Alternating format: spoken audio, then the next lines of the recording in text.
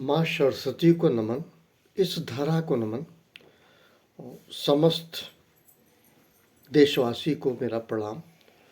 विशेषकर उन माता पिता को जिनके बच्चे विद्यार्थी हैं, स्कूल कॉलेज में पढ़ रहे हैं।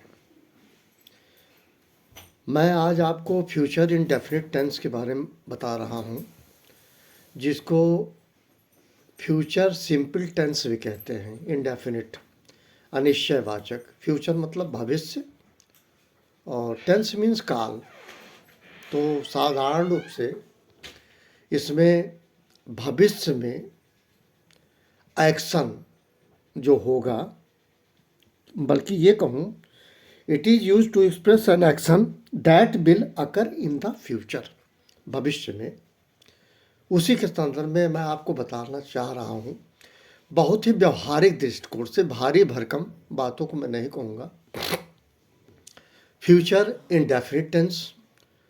फ्यूचर इंडेफिनिट में आपको ये बता दें, sentence, the sentence ends with गा है, गी है, गे है, गे हो इत्यादि, कुछ इस तरह का। गा गे गी आप समझ लीजिए, गा गे गी बिल्कुल क्लियर। लास्ट में गा गे गी फ्यूचर की बात है, भविष्य में होने वाले चीज़ों को, which will occur in future. इसको कहते हैं फ्यूचर टेंस। फ्यूचर इंडेफिनिट की मैं बात कर रहा हूँ। फ्यूचर इंडेफिनिट में मैं 4 शब्द को लेता हूँ। बच्चा जब संतान जब बड़ा होता है, सबसे पहले वो क्या करता है? सबसे पहले वो खेलता है, बचपन में खेलता है। अगर मैं कहूँ राम खेलेगा, राम खेलेगा, क्योंकि एक्शन फ्यूचर का है, तो क्या होगा? Ram will play. तो स्ट्रक्चर क्या हुआ? स्ट्रक्चर हुआ भैया सब्जेक्ट प्लस V1, इसके पहले विल।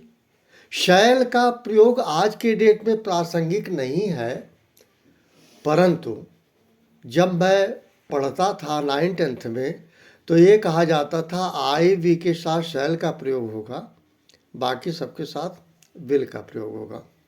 लेकिन प्रेजेंट सिनेरियो में सब जगह विल का प्रयोग होगा। तो स्ट्रक्चर कुछ इस तरह से मैं प्रयास कर रहा हूँ समझाने का, बहुत साधारण तरीके से। मैंने बताया खेलना। अब ये खेलना जो शब्द है, ये भविष्य के लिए है। जैसे मैं खेलूँगा, I will play, I will play. तो क्या हुआ? Subject plus will plus V1। V1 means verb का फर्स्ट फॉर्म, फिर ऑब्जेक्ट, फिर रेस्ट ऑफ द सेंटेंस। ये आपका हो गया अफर्मेटिव। मैं अफर्मेटिव की बात कर रहा हूँ।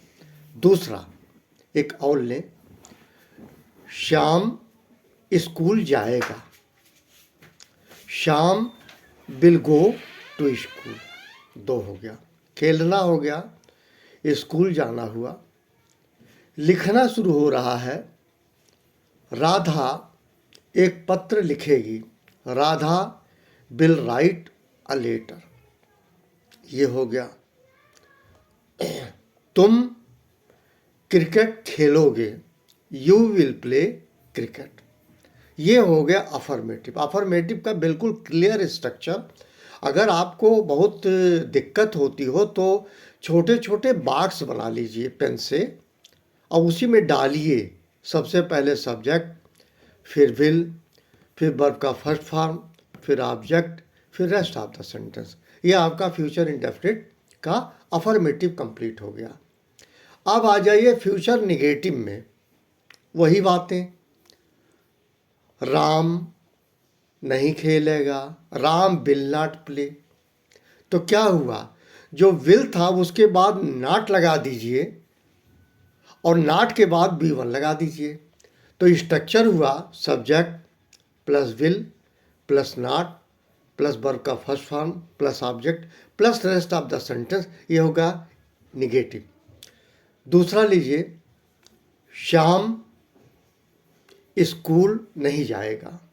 Shyam will not go to school.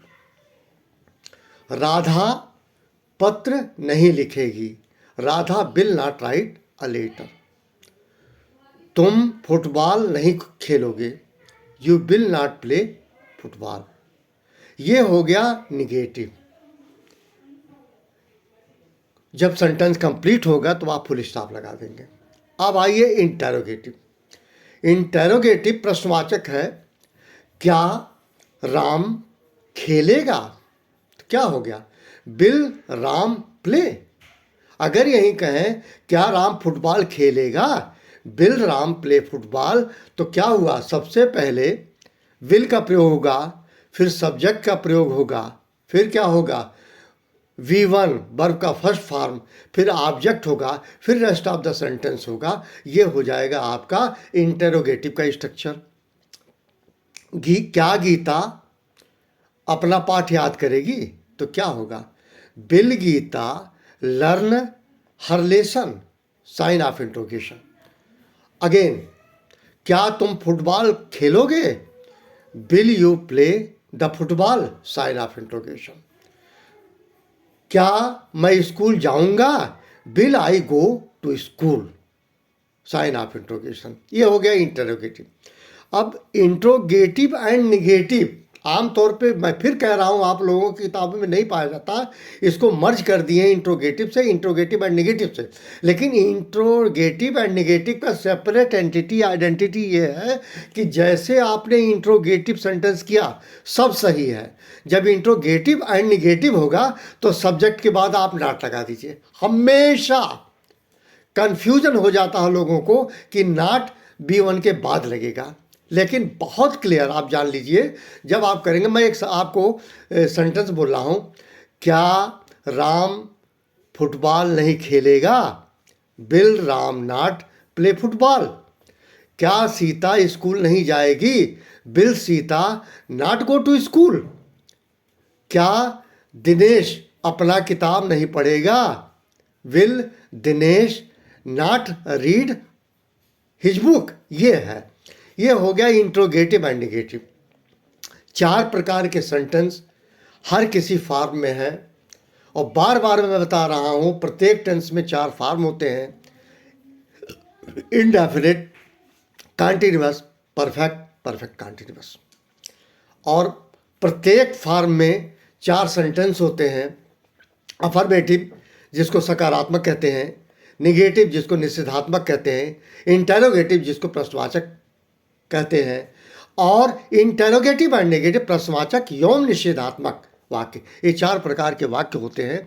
ये आपका फ्यूचर इंडेफिनिट का पार्ट यहाँ समाप्त होता है। और कभी भी किसी भी बच्चे को जब इसका ट्रांसलेशन, स्पेशली 6, 7, 8 में ट्रांसलेशन आता है, तो आप इसी को आसानी से मेरे वीडियो को देख के कहीं नोट कर लीजिए किसी डायरी में, और ये आपके काम आएगा।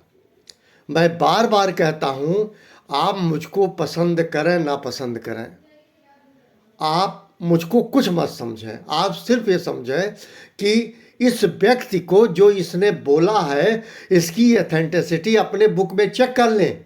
अगर सही है तो अपना लीजिए, नहीं छोड़ दीजिए। मैं कोई विद्यमान व्यक्ति नहीं हूँ। मैं फिर कह रहा हूँ, मैं कोई विद्यमान व्यक्ति नहीं हूँ। मैं एक मिडिल क्लास की फैमिली का एक मेंबर रहा हूँ। मैं 64 साल की अवस्था हो रही है। मैं अपनी बात को कन्वे कर रहा हूँ, अपनी बात को थोप नहीं रहा हूँ। आपको एक सेट फॉर्मेट पे स्ट्रक्चर बताया हूँ। इन्हीं शब्दों के साथ आप सभी का दिन मंगलमय हो। आप सभी को मेरा नमन एवं प्रणाम। Thank you very much.